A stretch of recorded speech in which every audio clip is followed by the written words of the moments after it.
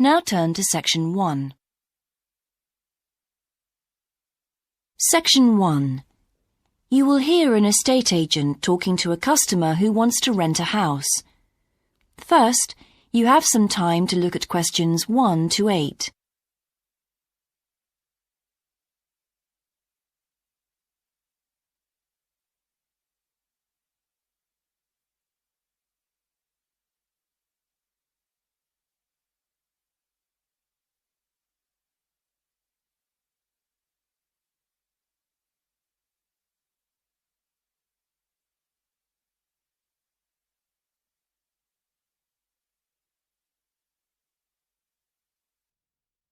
Now we shall begin. You should answer the questions as you listen, because you will not hear the recording a second time. Listen carefully and answer questions 1 to 8. Good morning. How can I help you? Hello. I'm interested in renting a house somewhere in the town. Right. Could I have your name, please? Yes, it's Stephen Godfrey. And tell me how many bedrooms you're looking for. Well, we'd need 4 because I'm going to share the house with 3 friends. OK. There are several of that size on our books. They mostly belong to families who are working abroad at the moment. What about the location? It'd be nice to be central. Oh, that might be difficult, as most houses of that size are in the suburbs. Still, there are a few. What's your upper limit for the rent? We'd like something around £500 a month, but we could go up to £600 if we have to.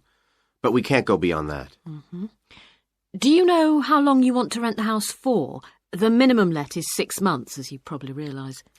We're at college here for 2 years, and we don't want to have to move during that time if we can avoid it. Right. And how soon do you want to move in? All our lets start on the 1st of the month. Well, as soon as possible, really, so that means September 1st. OK, let me have a look at what we've got. We have photographs of all the houses on our book, so you can get an idea of what they're like. There's this one in Oakington Avenue at £550 a month, combined living room and dining room with a separate kitchen. It doesn't have a garage, though you can park in the road. We'd prefer to have one if possible. Right. Then have a look at this house in Mead Street. Mm-hmm. It's got a very large living room and kitchen, bathroom, cloakroom. How much is it? That one's £580. It's very well furnished and equipped. It also has plenty of space for parking, and it's available for a minimum of a year. Oh, and there's a big garden. I don't think we could cope with that, to be honest. We'll be too busy to look after it. OK. Then there's this older house in Hamilton Road. Living room, kitchen, diner, and it has a study. £550 a month. That looks rather nice. But whereabouts in Hamilton Road? Towards the western end. Oh, that'll be very noisy. I know the area. Yes, it's pretty lively. But some people like it, though. Well, what about this house in Devon Close? That looks lovely. There's a big demand for houses in that area, so prices tend to be quite high. But this one hasn't been decorated for a few years, which has kept the rent down a bit. It's got a living room, dining room and small kitchen, and it's £595 a month. I think it would suit you from what you've said. It sounds fine. Before you hear the rest of the conversation, you have some time to look at questions 9 and 10.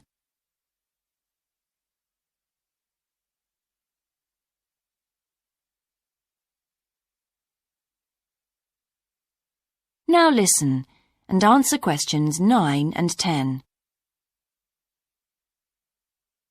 Why's that part of town so popular? Well, there's a big scheme to improve the district, and it'll soon have the best facilities for miles around. What sort of thing? There's a big sports centre under construction, which will be very impressive when it's finished. In fact, the swimming pool's already opened, ahead of schedule, and it's attracting a lot of people.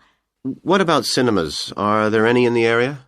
The only one closed down last year, and it's now in the process of being converted into a film museum.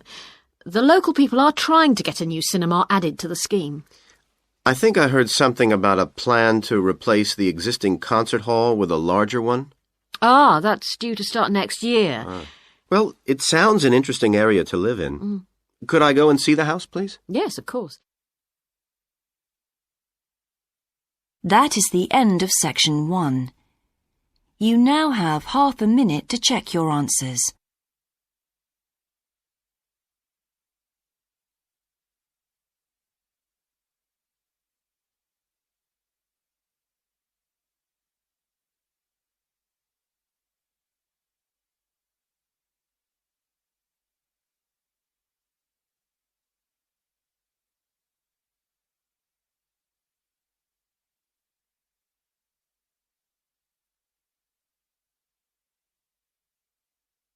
Now turn to section 2.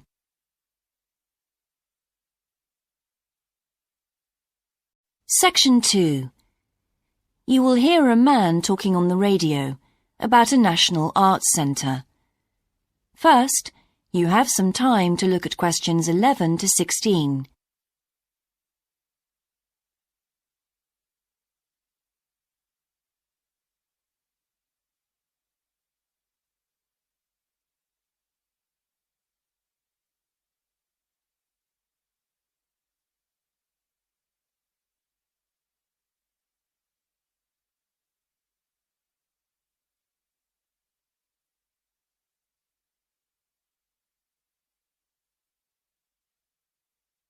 Now listen carefully and answer questions 11 to 16.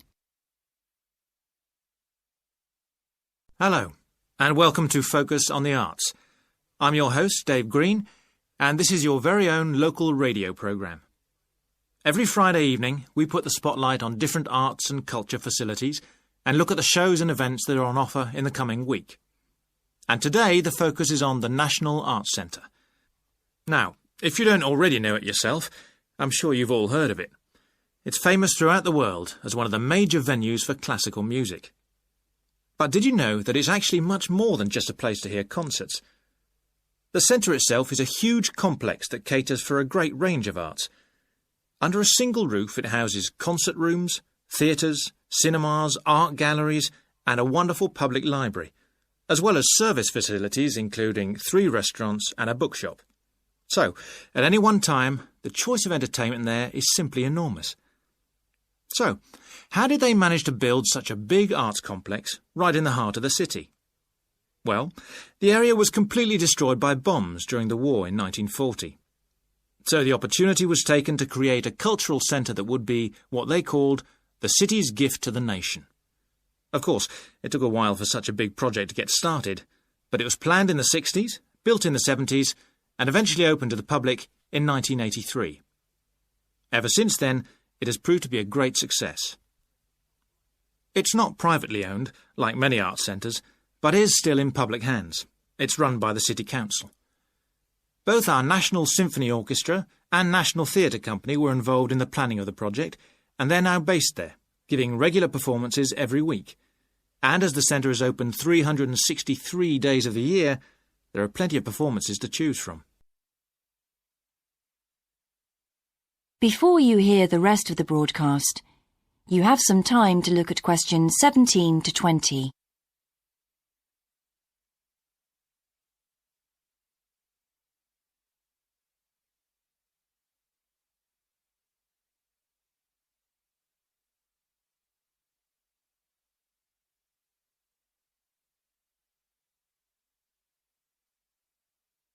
Now listen and answer questions 17 to 20. So, to give you some idea of what's on, and to help you choose from the many possibilities, we've made a selection of the star attractions.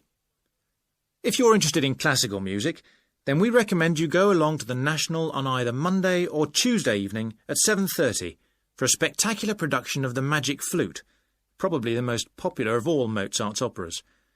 It's in the Garden Hall, and tickets start at only £8, but you'll have to be early if you want to get them that cheap. And remember, it's only on for those 2 evenings.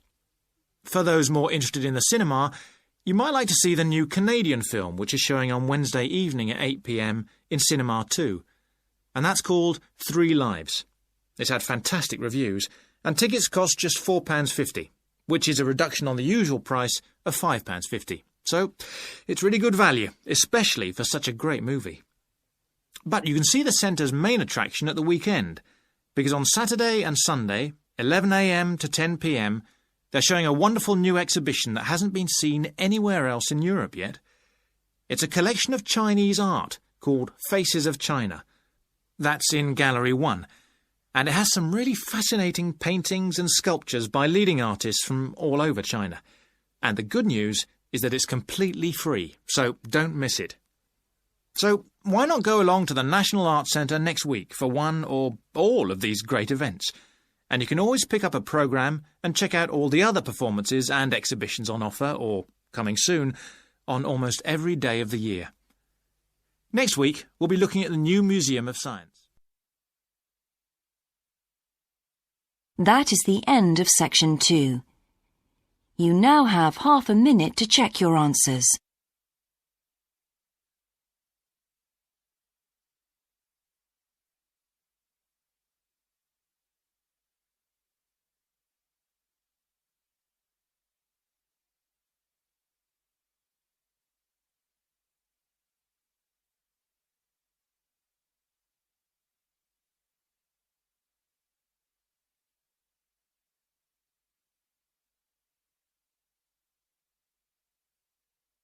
Now turn to Section 3.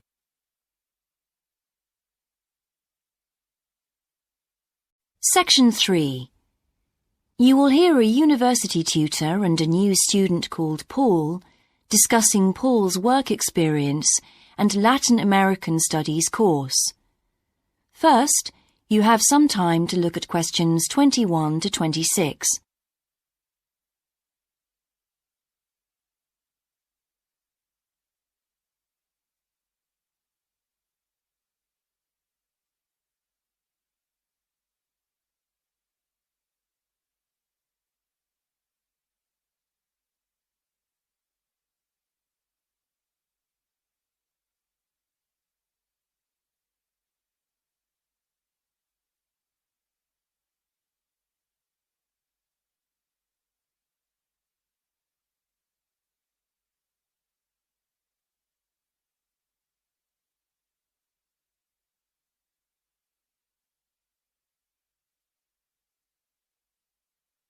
Now listen carefully and answer questions 21 to 26. I've been reading your personal statement, Paul. First, let's talk about your work experience in South America. What took you there? Was it to gain more fluency in Spanish? Well, as I'm combining Spanish with Latin American studies, my main idea was to find out more about the way people lived there. My spoken Spanish was already pretty good, in fact. So you weren't too worried about language barriers? No. In fact, I ended up teaching English there, although that wasn't my original choice of work. I see. How did you find out about all this? I found an agency that runs all kinds of voluntary projects in South America. What kind of work? Well, there were several possibilities. You mean construction, engineering work? Yes, getting involved in building projects was an option. Then there was tourism, taking tourists for walks around the volcanoes, which I actually chose to do, and then there was work with local farmers. But you didn't continue with that project. Why not? Because I never really knew whether I'd be needed or not. I'd thought it might be difficult physically, but I was certainly fit enough. Now, I wanted to do something that had more of a proper structure to it, I suppose. I get demotivated otherwise. What do you think you learned from your experience? It must have been a great opportunity to examine community life. Yes, but it was difficult at first to be accepted by the locals. It was a very remote village, and some of them were reluctant to speak to me, although they were always interested in my clothes and how much I had to pay for them. Well, that's understandable. Yes, but things soon improved. What struck me was that when people became more comfortable with me and less suspicious, we really connected with each other in a meaningful way. You made good friends? Yes, with two of the families in particular. Good. What about management? Did you have a project manager? Yes, and he gave me lots of advice and guidance. And was he good at managing too? That wasn't his strong point. I think he was often more interested in the academic side of things than filing reports. He was a bit of a dreamer. And did you have a contract? I had to stay for a minimum of 3 months. My parents were surprised when I asked to stay longer, 6 months in the end. I was so happy there. And did anything on the administration side of things surprise you? What was the food and lodging like? Simple, but there was plenty to eat, and I only paid $7 a day for that, which was amazing, really. And they gave me all the equipment I needed, even a laptop. You didn't expect that then? No. Well, I'll look forward to hearing more. Before you hear the rest of the discussion, you have some time to look at questions 27 to 30.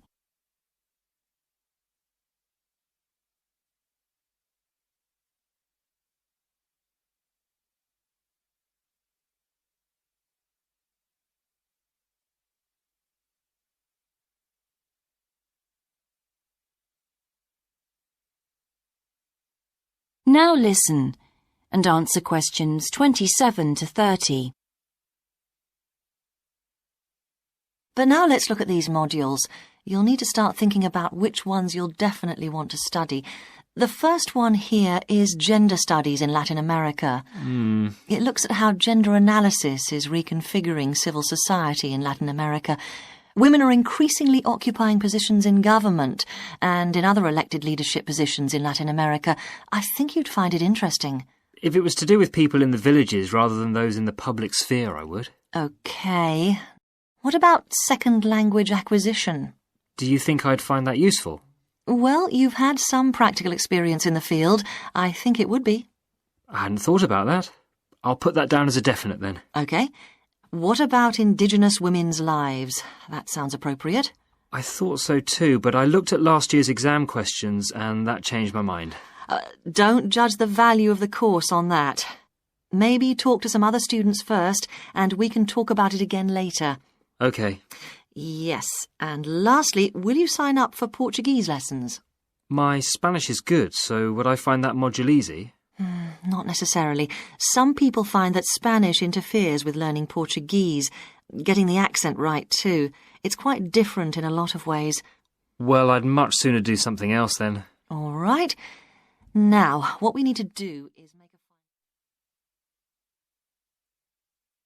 That is the end of section 3.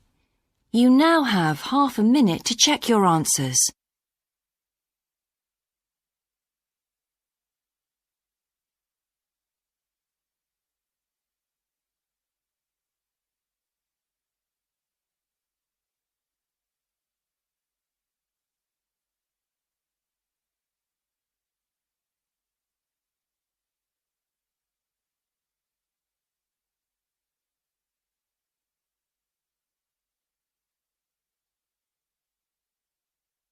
Now turn to section 4.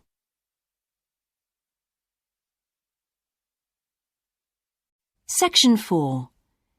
You will hear a lecture about success in business systems. First, you have some time to look at questions 31 to 40.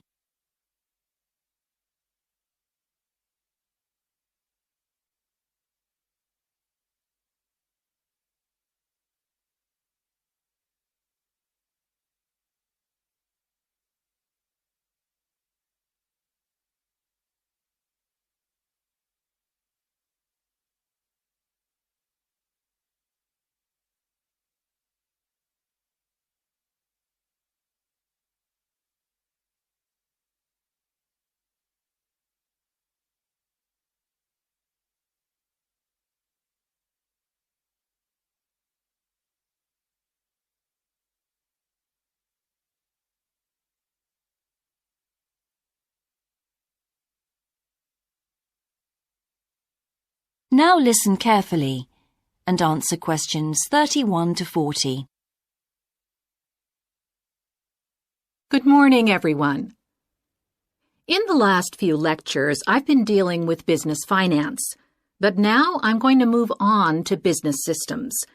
And in today's lecture, I'm going to talk about what can go wrong when businesses try to copy their own best practices. Once a business has successfully introduced a new process, managing a branch bank, say, or selling a new product, the parent organization naturally wants to repeat that success, and capture it, if possible, on a bigger scale. The goal, then, is to utilize existing knowledge and not to generate new knowledge. It's a less glamorous activity than pure innovation, but it actually happens more often, as a matter of fact. However, surprisingly, getting things right the second time is not necessarily any simpler than it was the first time. Now, there's been a lot of research into how companies can repeat their previous successes, and it certainly hasn't been confined to the United States. It seems that most large industries are trying to repeat their own successes and manage the knowledge they've acquired. But even so, it has been shown that the overwhelming majority of attempts fail. A host of studies confirm this, covering a wide range of business settings: branch banks, retail stores, real estate agencies, factories, call centers, to name but a few. So why do so few managers get things right the second or third time? Let's consider one reason for failure: placing too much trust in the people who are running the successful operation, the experts, shall we say. Managers who want to apply existing knowledge typically start off by going to an expert, such as the person who designed and is running a successful department store, and picking their brains. Now, this approach can be used if you want to gain a rough understanding of a particular system, or understand smaller, isolated problems. The trouble is, even the expert doesn't fully grasp the whole thing, because when it comes to complex systems, the individual components of the process are interwoven with one another. The expert never has complete access to the necessary information. And the situation's complicated even further by the fact that experts are usually not aware of their own ignorance. The ignorance can take various forms. For instance, a lot of details of the system are invisible to managers. Some may be difficult to describe, learned on the job, and well known by workers, perhaps, but impossible to describe in a way that's helpful. And there are some things that people know or do that they're not even aware of.